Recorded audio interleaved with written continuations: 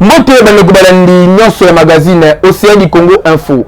Ezali bino molobeli vainqueur Moluka. Nazali sengo ko présenter bino basango ya mokolo ya lelo.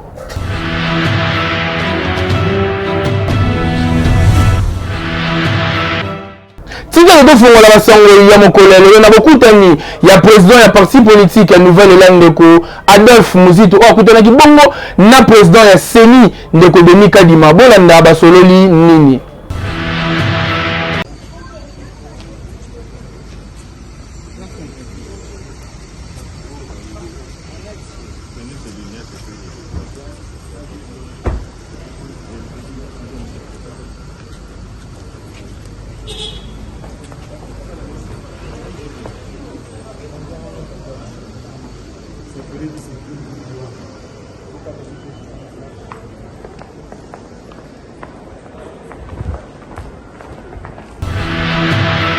Totika kaka na maetali politique wapi ndeko Ades Ndomba so avec moko ya parti politique décidé parti cher ya Martin Fayulu hier ça qui bon point de presse pour na ko annoncer bolongina na kasi ya parti ni le kanaki Bolanda.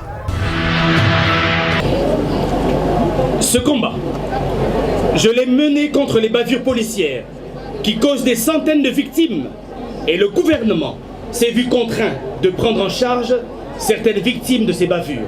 Ce combat, je l'ai mené contre le piteux état des infrastructures routières à Kinshasa et certaines en ont été réhabilitées par le gouvernement, notamment Elengesa, Bongolo, Kimwenza, Bajoko, Bonga, Ikelemba, Oshwe et tant d'autres. Je le mène en faveur de 27 millions de Congolais qui sont tenaillés par l'insécurité alimentaire, de 10 millions d'enfants qui croupissent sous la malnutrition pendant que notre pays n'exploite pas les millions de 80 hectares de terres arables où son potentiel halieutique de 700 000 tonnes de poissons susceptibles de nourrir 2 milliards de personnes. Ce combat, je le mène contre le taux de chômage aigu dans notre pays, où 90% de notre jeune population n'a pas de travail. Ce combat, je l'ai mené contre le faible taux d'accès aux soins de santé et à l'électricité, contre la dilapidation des routes de l'État, contre la gestion calamiteuse de nos entreprises et établissements publics. Ce combat, je l'ai mené tout au long de mon mandat au Parlement, où j'ai adressé une trentaine de questions orales avec débat et où j'ai déposé 7 propositions de loi visant à améliorer les conditions de vie de nos populations. Il s'agit des propositions suivantes. La proposition de loi portant organisation et administration des soins et préhospitaliers en République démocratique du Congo. 2. La proposition de loi et fonctionnement du Corps national des sapeurs-pompiers. 3. Proposition de loi fixant les principes fondamentaux relatifs à la réparation des victimes des violences des bavures policières en RDC. 4. La proposition de loi modifiant et complétant quelques dispositions de la loi numéro 11/009 du 9 juillet 2011 portant principes fondamentaux relatifs à la protection de l'environnement. 5. La proposition de loi modifiant et complétant quelques dispositions de la loi numéro 10/010 du 27 avril 2010 relatif au marché public. La proposition de loi modifiant et complétant quelques dispositions de la loi numéro 08/010 du 7 juillet 2008 fixant les règles relatives à l'organisation et à la gestion du portefeuille d'État. Et pour terminer, la proposition de loi modifiant et complétant quelques dispositions de la loi numéro 08/009 du 07 juillet 2008 portant dispositions générales applicables aux établissements publics. Ces initiatives législatives, sous forme de projet ou de proposition de loi, ne se font pas au sein des institutions. Ces multiples combats, disais-je, sont des combats qui se mènent mieux au sein des institutions. Car c'est au sein des institutions que se façonne le devenir de notre pays et se décide le destin de nos compatriotes. Pour tous ces motifs, j'ai pris cette grave décision. Rassurez-vous, ce n'est pas sur un coup de tête, mais les mûrement réfléchis. Mesdames et messieurs de la presse, distingués invités, tout protocole respecté, à l'aune de la posture tranchée du président élu Martin Fayulu de se retirer provisoirement du processus, posture que je respecte, mais dont je diverge, et après mûre réflexion, grande est mon affliction de vous annoncer mon départ du parti SID.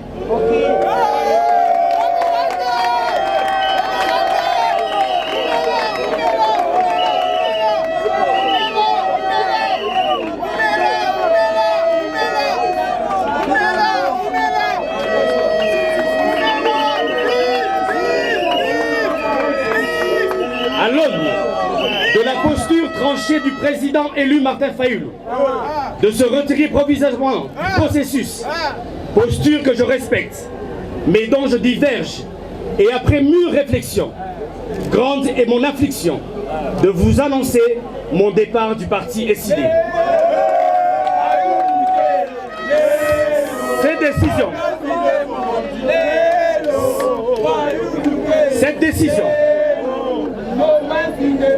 Cette décision vise l'unique but de poursuivre mon combat politique que je mène pour l'intérêt général du peuple congolais.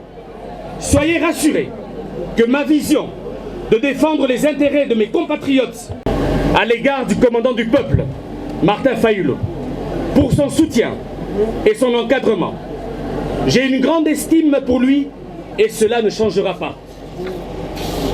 Je tiens également à remercier le secrétaire général des Vos Kitoko pour son appui et ses sages conseils.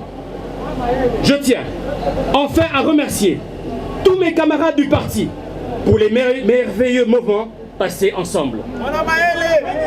SID est et restera à jamais le moule politique qui m'a forgé.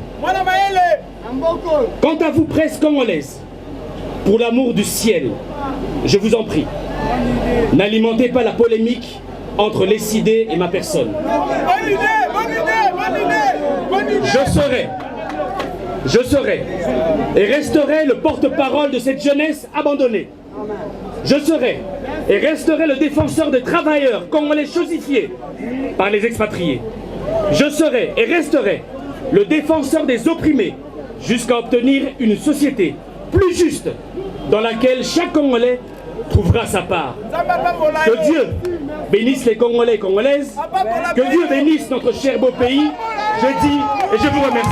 Quand on a yé, Peko Pekisae, Yako s'est présenté dans l'élection. Konangai ezalaki likambo ya mabe. Yango bomonaki na komelaki ye. Konangando masi na monaki yango lokolo ba piégeaki président Martin Fayulu. Boni yo président Martin Fayulu. Obuni 5 ans.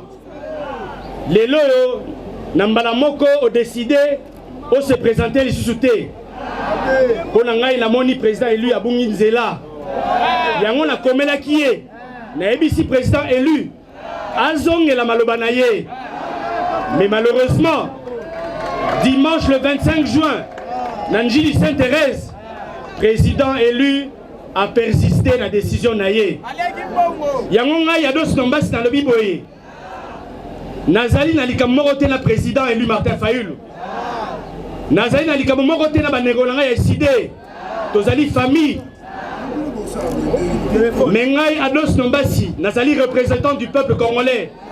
Et Tumbanangai, il faut ça la marakaka na kati ba institution. Ce qui les loyo na lingi ko changer vie ba congolais, il faut na bunda kaka na kati ba institution.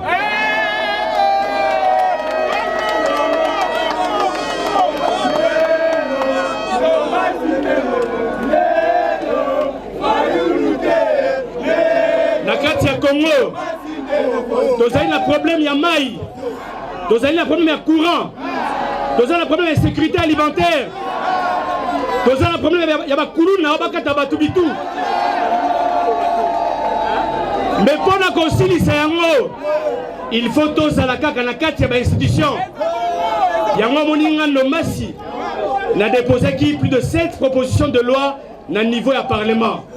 Mais malheureusement, le président élu Martin Fayulu a beau y Kangai. Yango n'a eu décision de l'Eloyo, Yakotika, parti Nangai et Sidé.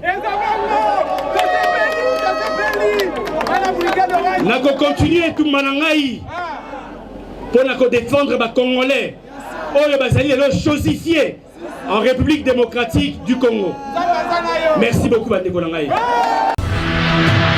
Totikala susu kaka na makambo etali politique wapi ANAFEC a présenté kibongo ba candidat oyo ba ko représenter chaque district na kati ya ANAFEC na ba élection ya 2023 bolanda ndenge nini esalamaki. Victoire, victoire, victoire.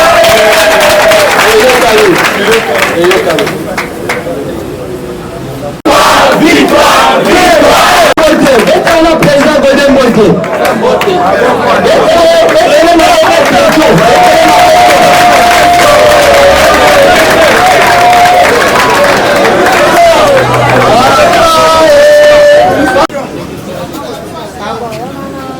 Voilà, Bomoni, Oyo, Batelemi, Awa, Bazali, prétendant candidat de la fédération, il y a moi, ma chère, il y a président Noël Kanomoni. Merci, Bandeko Borotou.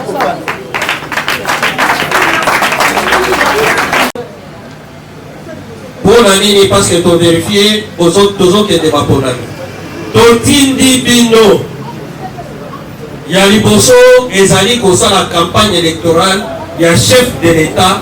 Dengue président national, Laurence Kyungu Kibwe, à Sengibiso.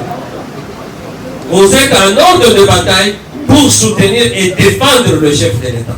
Défendre le chef de l'État. Tous en complexe à mon côté, il y a pour défendre le chef de l'État, Félix Antoine Tshisekedi Tshilombo. Là-bas, groupement, voilà, les alaka 6 avenues, 7 avenues, groupement 6 avenues, 7 avenues, groupement, pour s'organiser pour token de Liboso dans 3 mois. Avant token de Maponami, Tokokuta na lisusu awa, na ba chef ya localité. Les autres souki na niveau, ya ba quartier, même balasi dans 3 mois, Tokoya ba chef de localité, na ba chef ya rue, wana ya solo kozala lisusu awa te, parce que awa tokokokate, wana tokokenda na moi, stade moko. Okay. Merci beaucoup, merci. Tobete à président Noël Maboko. Merci à Azali candidat. Toujours à Mokolo, samedi 24 juin 2023, Wapinde et Salamaki, sortie officielle, il y a parti Union de Tshisekedi, c'est réformateur, Okuma Marepa Yandeko, JC Moulumba, na salle Apocalypse, na komi Yamasina, Bolanda. Momentanément, les animateurs provinciaux pour que Mokolo samedi 24 juin 2023, né Union de Tshisekedi réformateur ITR na Mukuse, oye kumba maka epai ya président JC Moulumba Mwanelaka. Et ça qui bongo sortie officielle na salle Apocalypse na commune ya Masina na ngonga ya 12. Ine mokobotala ndenge nini esongo ezalaki.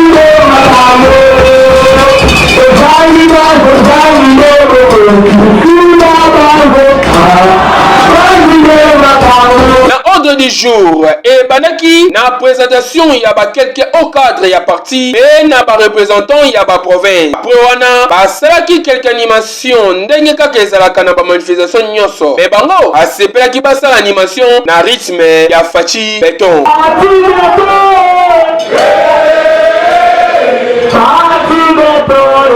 Tukusale tunju nambuka yambalo matato baidate tukusale tunju Jise Mulumba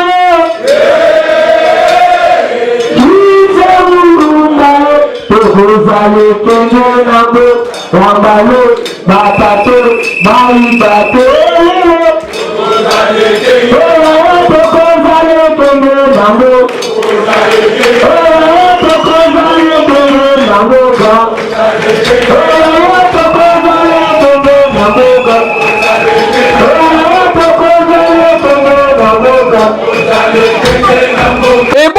Moko, chef du parti, président de tous les présidents, honorable J.C. Moulumba Mwanelaka, Azwaki Maloba, Boyo Kanenge, a communiqué.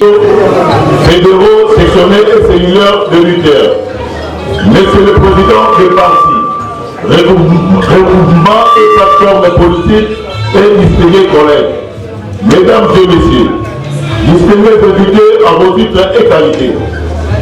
Avant de commencer mon adresse, je me fais le devoir, et c'est pour moi un grand honneur de vous souhaiter à tous, au nom de tous les cofondateurs, cadres et membres de l'Union des syndicalistes réformateurs, mon parti, et au même peuple, la bienvenue à avoir accepté notre invitation et surtout à annoncer de votre présence cette manifestation de lancement officiel de l'UTR. Bokanga Peboe Bake, honorable J.C. Moulumba Mwanelaka, Naba Mitanyoso, ya Union des Tshisekedi réformateurs, Bango Balobi, candidat Bango na élection, ya décembre 2023, et Zali Kaka, Bachi, Beton, Biso, Dolobi Kaka.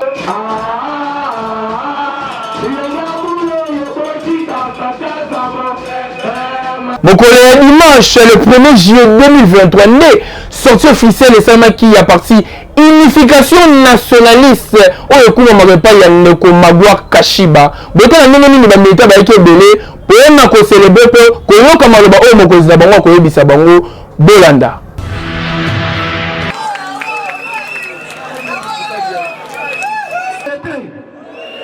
Après ces 63 ans, nous avons fait Tosalinini, rétrospection, Tozongela, depuis Tozoine Lipandana, Biso, Tokomi Wapi, Tokoli, Tobimi Musika, Tokomi jusqu'aujourd'hui. Congo Yabakoko, Congo Mondene, Oyo, asseyez-vous. 63 ans après, nous n'allons pas, comme le chef de l'État a dit, Tokondimate, Congolais Tamoko, à la dérive pour mettre ce pays en difficulté. À quand même à mon Congo. À quand même à mon Congo. Tout lundi, Botalana, est-ce que vous avez un Koufa? Ce qui vont lundi, ma Congolana, ma Congolais va s'en Kati. Autant qu'on joue à quand même à mon Congo. Mon de mon côté, alors quel jour à qu'on soit, alors 1 centimètre et un bokoyo. Nous allons jusqu'à la dernière goutte de notre sang pour défendre l'intégrité Mobimba Congo. RTC, écoutez Kalakaka Bongo. Bobetela, chef de l'État, Fatima Boko, Ayemi Sakibiso, que jamais à Kontima. Fatima,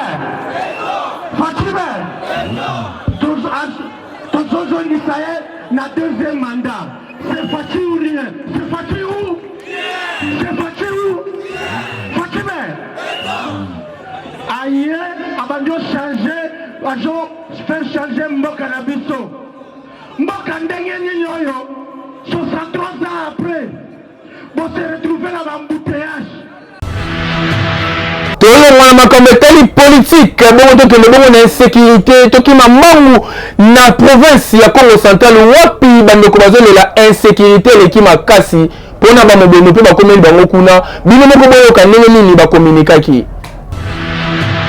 boye kosala nini awa papa toye epa ministère intérieur toye mpona koplede ka na biso po biso na Congo central kuna précisement na territoire ya Kimvula na secteur ya Lula kuna bamobondo basi bakoti kuna bazokoviole babomi bachef de groupement babomi bato batumi bandako na minute bato misu basi bakimi donc moyen eza lisusu te yango eloko toyeli awa bakonzi totia wana balobela biso batala biso likambo oyo nzela nsima ndako wana toza frontière biso bambeku toza na frontière tokangana na bayaka na bateke lokola tosi tokangana kuna na bango nzela biso tokendelaka biloko ekotelaka ebimelaka eza nzela nsima ndako yango wana okomi papa biso toye bapesa biso solution na nzela bakomesa bazobotela bango biloko basoda na biloko botia na babariere bazobotela biloko bakomersa bazobeta bakomersa toye kosala mobulu te toyede biso awa parceke territoire kimfula Congo central mobimba eza territoire kimfula kaka te territoire kimfula eza na Congo central bakokota mpe na Congo central mobimba yango toye kopede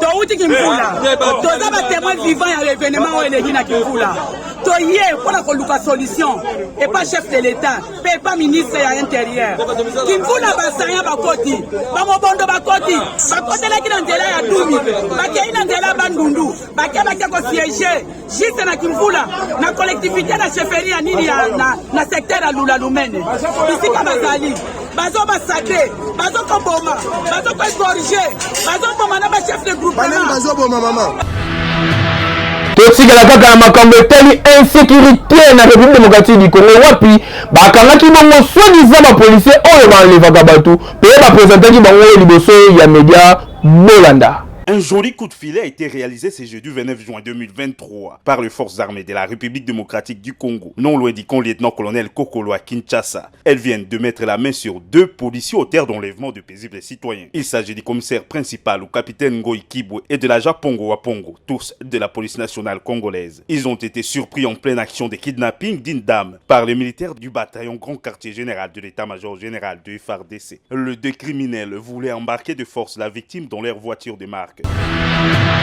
Totikala kaka lisusu na makambo etali ya insécurité wapi na komini ya Limete na quartier Sokopa on aveni Ngoiduba kuluna ezobundama lokola leta azali te me mbala oyo babundi na tongo Bolanda.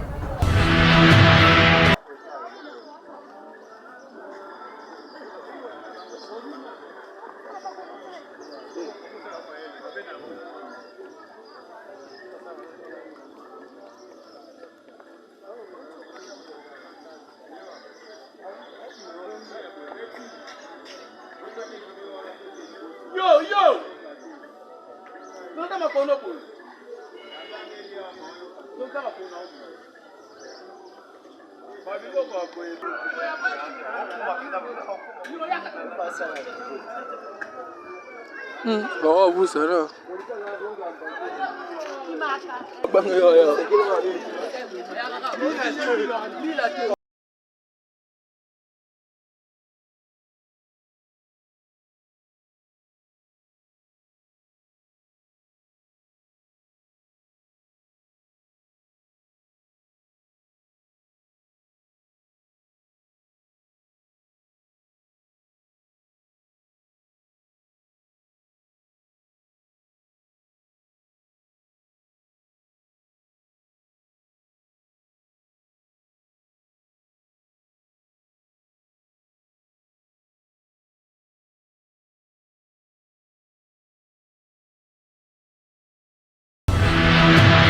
Tosilisa basango ya mokolo lelo na religion wapi église la gloire de l'éternel oyo kuma repas ya pasteur Didier Lopinga basalaki bongo mobange na culte mpona kosenga na congolais nyonso tu azala ini mpo tete bakosunga mboka na biso Bolanda.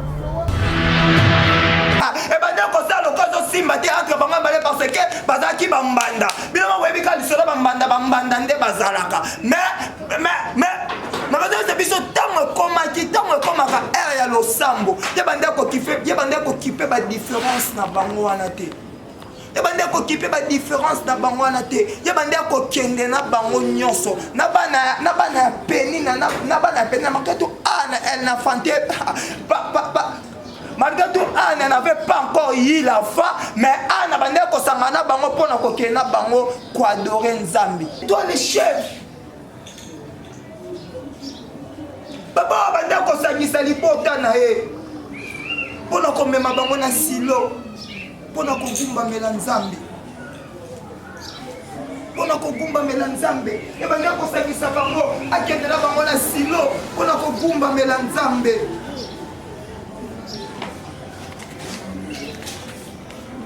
Parce qu'il était le chef de la maison, il décidait. Abando qui peut vous m'avancer que habito abi magam nabino voya sima. C'est très important de que nous kokumba melano nzambe. Amen amen. Amen amen. Maintenant nous allons encore lire. Ni awa tosilisi basango na biso ya mokolo ya lelo. Na bongo si ça bon descend que na pesa merci na équipe technique wa bezaki na l'impuissant Kabuya pe côté montage Gloire Ngoma na coordination Maman Océan yele mtasima ki masolo nyonso ya édition ya mokolo ya lelo. Ngai na bino tokutani mokolo ya lobi.